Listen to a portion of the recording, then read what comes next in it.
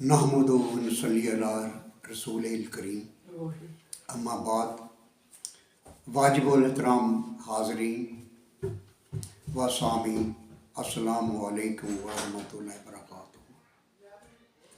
اللہ سبحانہ و تعالی مالک ہے، رازق ہے، خالق ہے، رحمان ہے، رحیم ہے۔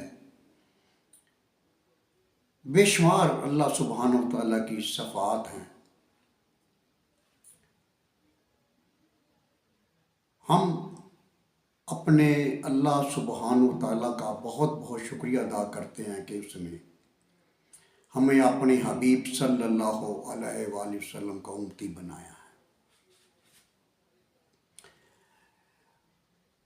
ہمارے نبی پاک صلی اللہ علیہ وآلہ وسلم امام الانبیاء بھی ہیں، خاتم النبیین صلی اللہ علیہ وسلم بھی ہیں، خاتم النبیین بھی ہیں، اور ہماری جانوں، ہمارے مال، ہماری اولاد، ہمارے ماں باپ سے بھی زیادہ ہمیں عزیز ہیں۔ ہمارے آقا کریم کی حیات مبارکہ کے بہت سارے پہلو ہیں۔ ان پہلوؤں میں ایک پہلو آپ کی مہر نبوت کے متعلق بھی ہے۔ یہ مہر نبوت کے بارے میں بہت ساری روایات، احادیث پاک کی کتب میں قلم بند ہیں۔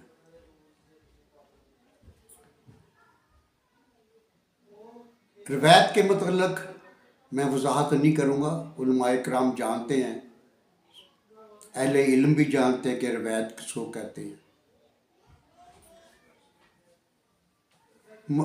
مختصر یہ بات ہے کہ کسی بات کو نقل کرنا یا بیان کرنا، اور محدثین کی نظر میں جو بات آقا کریم صلی اللہ علیہ وآلہ وسلم کے بارے میں انہوں کی جائے یا سنی جائے یا بیان کی جائے، اس کو روایت کہتے ہیں۔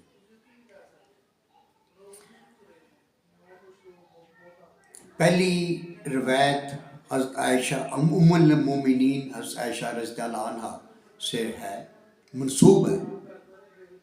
منسوب سے مطلب کہ میرے کہنے کا مقصد اس کا مفہوم عرض کرتا ہوں۔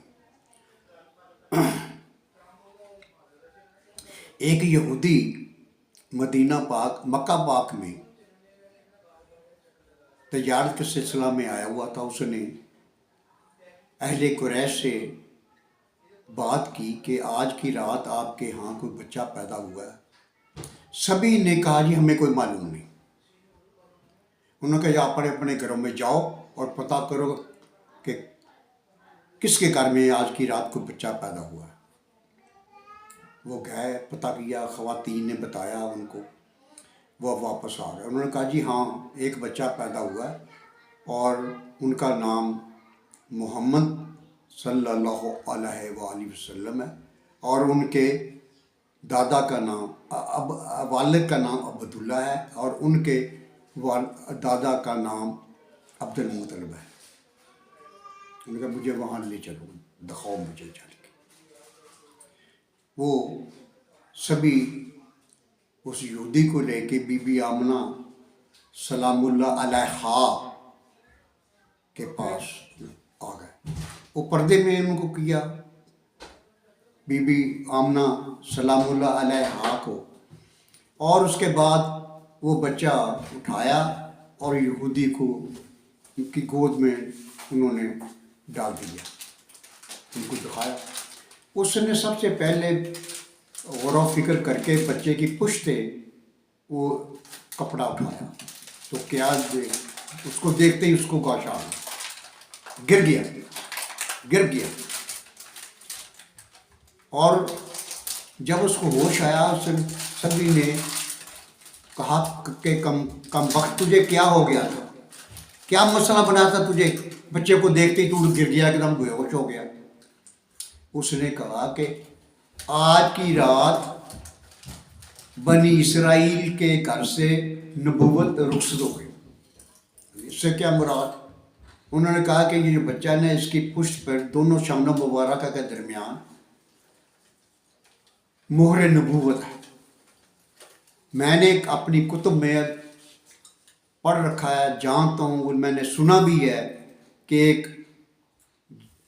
جب ایک بچہ پیدا ہوگا اور اس کی دونوں شانوں مبارکہ کے درمیان مہر نبوت ہوگی تو وہ آخری نبی ہوں گے۔ ابھی میرے نبی پاک صلی اللہ علیہ وآلہ وسلم کی عمر مبارکہ کو 13-14 سال تھی کہ آپ اپنے دادا، اپنے چچا حضور حضرت ابو طالب علیہ السلام کے ساتھ شام تجارت کے سلسلہ میں گئے تھے۔ واپسی پر قافلہ بڑا ہوتا تھا اس زمانے میں اختصار کے ساتھ سب باتوں کا مفہوم بتا رہا ہوں، یہ واقعات جتنے بھی ہیں وہ ان کی اثر روح نہیں، ان کا مفہوم بتا رہا ہوں۔ واپسی پر مقام بصرہ پر، یا بصرہ ہے یا بصرہ، اچھا، وہاں ایک بہت بڑا درخت تھا، اس کے سائے میں آ کے اکثر قافلے جو ہے نا شام کو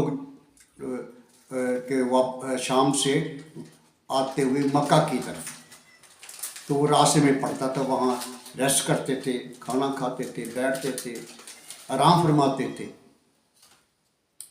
تو جب واپسی پر وہ قافلہ واپس آ رہا تھا تو آپ کے قافلے پر بادل کا سایہ وہ تھا، وہ دور سامنے درخت کے پاس ایک راہب رہتا تھا جس کا نام بحیرہ تھا۔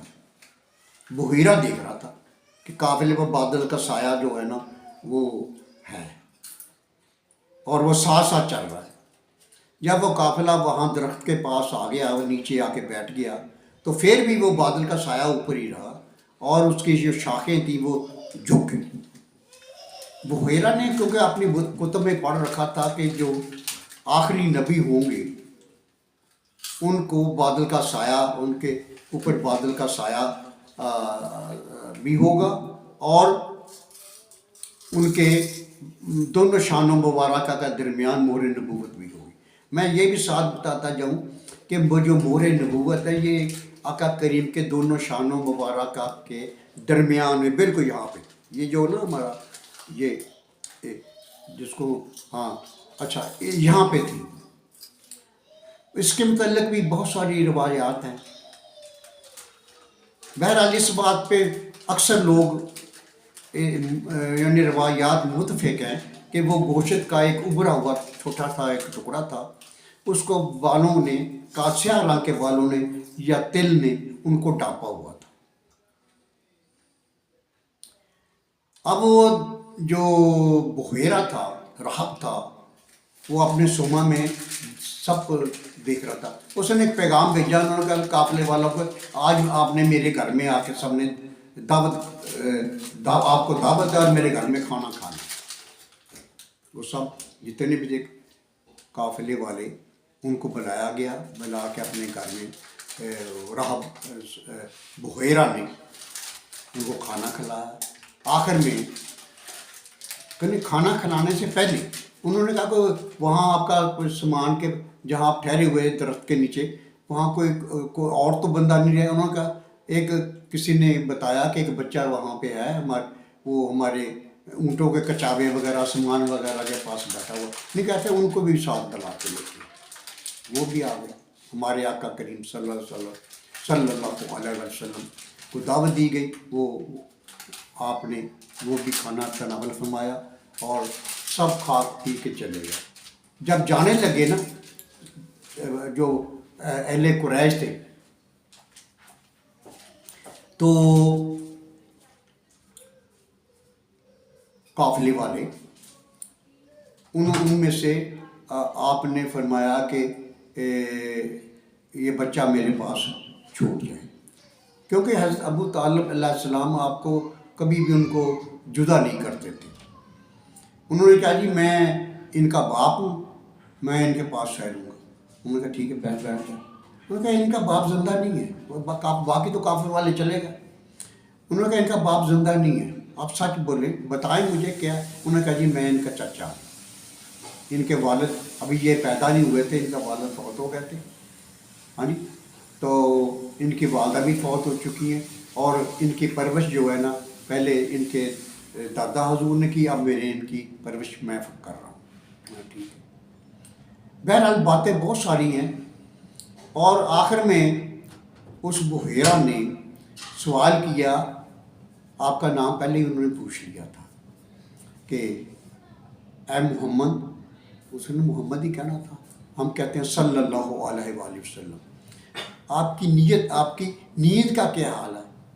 آپ نے فرمایا کہ میری آنکھیں سوتی ہیں، دل جاگتا ہے. میں اس واقعے کو بہت اختصار کے ساتھ یعنی کہ بیان کر رہا ہوں. اچھا، لیکن میں آپ سے کوئی سوال کر سکتا ہوں؟ آپ نے فرمایا کہ جو چاہو پوچھو. یہ بڑی بات ہے، جو چاہو پوچھو. آپ کی عمر اس وقت 13-14 سال تھی. یہ بات کوئی معمولی بات نہیں ہے. جو چاہو پوچھو، یعنی کہ اب میں اس کی وضاحت کروں نا تو اختلافات بھی پیدا ہو سکتے ہیں. میں اختلافی بات نہیں کروں گا. اس میں کوئی ایسی بات میرے زبان سے نکل جائے تو جو اہل علم ہیں وہ میری بات سے اختلاف نہ کریں اور میرے متعلق کچھ باتیں ایسی کرنی شروع کر دیں. تو بہرحال میں اشارتاً سمجھ گئے ہیں، سمجھانے کی کوشش کی ہے میں نے.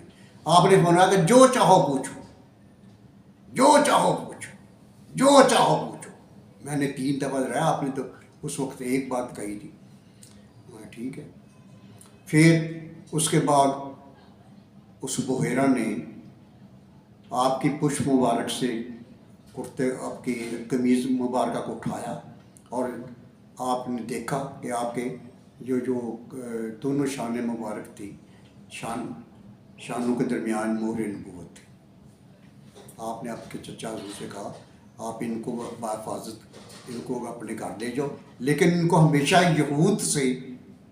یہودیوں سے محفوظ رکھا. وہ آپ کو نقصان پہنچانے کی کوشش کریں گے، وہ آپ کو نقصان پہنچانے کی کوشش کریں گے.